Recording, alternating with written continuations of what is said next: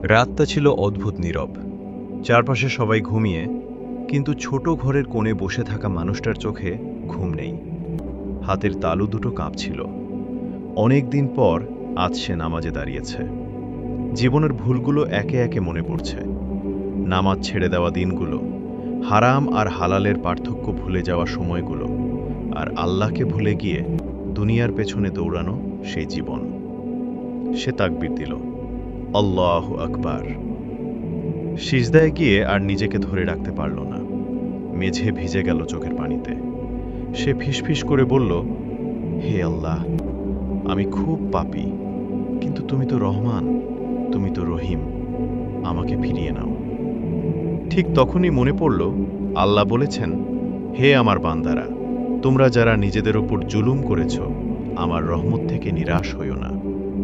এই কথাটা যেন তার ভাঙা হৃদয়টাকে জোড়া লাগিয়ে দিল। নামাজ শেষে সে হাসল, অনেক দিন পর একটা শান্ত হাসি। কারণ সে বুঝে গেছে, আল্লাহর দরজা কখনো বন্ধ হয় না। ফিরে আসার জন্য দেরি হলেও ফিরে এলে আল্লাহ কখনো ফিরিয়ে দেন না।